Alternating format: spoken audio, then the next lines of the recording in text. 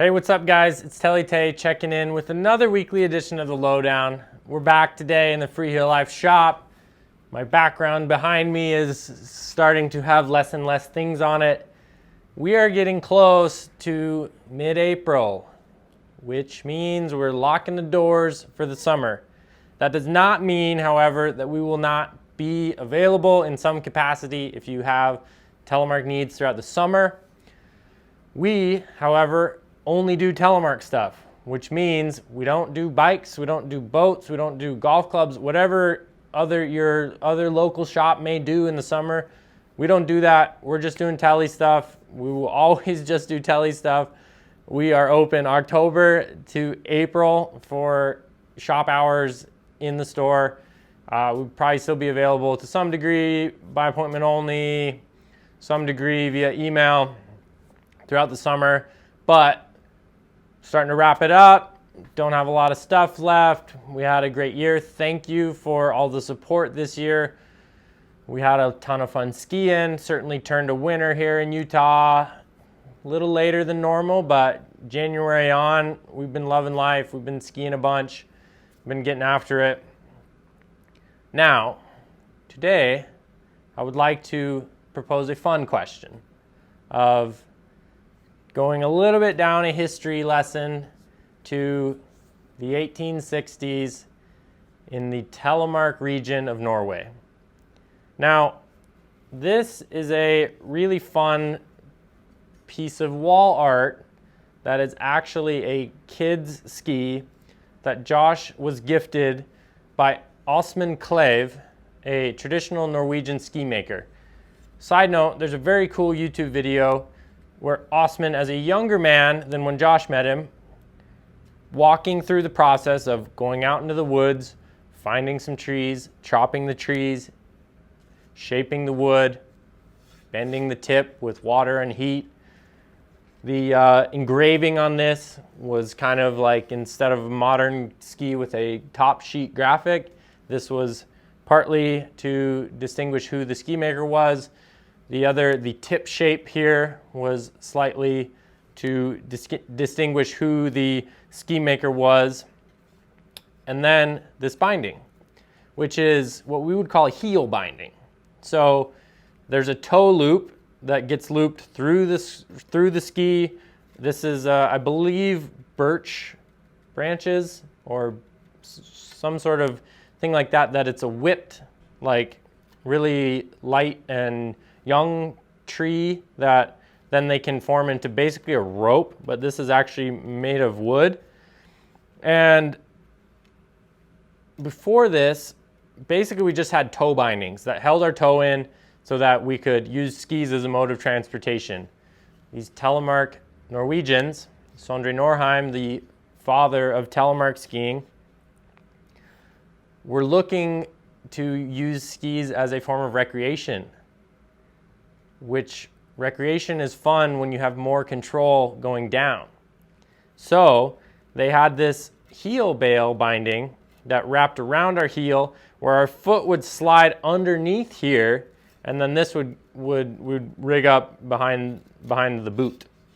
Now, the purpose of this is more downhill control. So with this, we've got, when our toe's in there, we effectively have a very active pivot position, similar to like on 22 Designs bindings, where you can adjust where that pivot position is, whether it's further forward on the toe, further back underneath the ball of our foot. This was very much a ball of the foot sensation.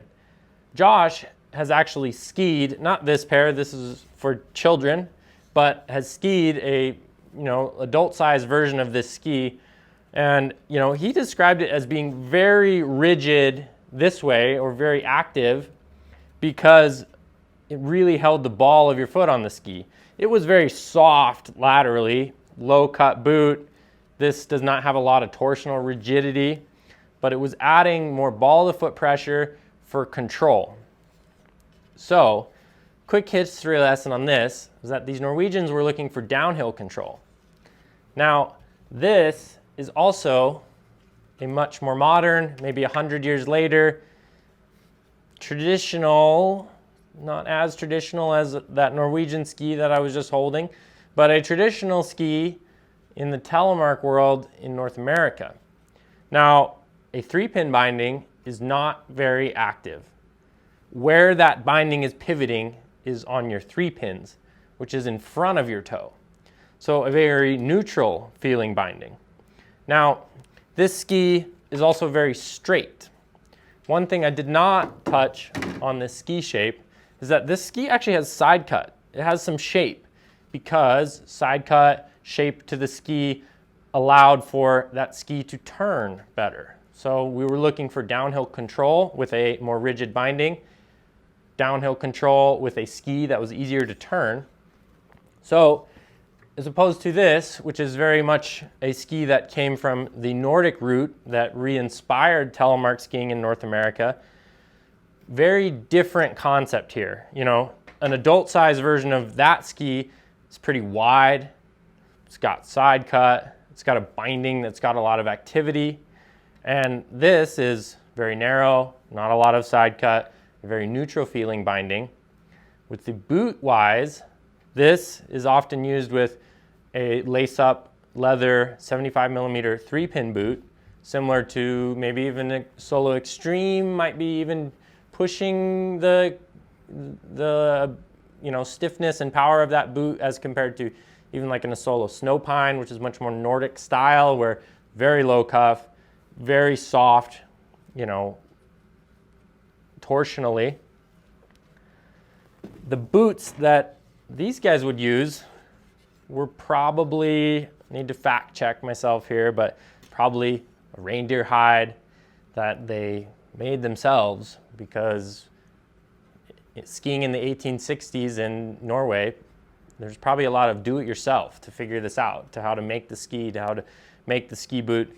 But Josh, as he visited Telemark Norway, which I have never been to, but is certainly on the bucket list, mentioned to me that these guys would often leave their boots outside in the snow to really freeze the leather. So it was as stiff and extremely cold, but as stiff as they could make it. They wanted downhill control. They were doing jumps. They wanted to go ski for recreation, not just a mode of transportation. So, a couple little tidbits of history there. Fun topic to kind of discuss, because the roots in North America specifically, very much through a Nordic background, the roots of Telemark, Nordic, like skate skiing, Nordic, jumping, and then the Telemark turn. So that's kind of our route, where we had 3 offshoots of it. And then in North America, that route grew from the Nordic background.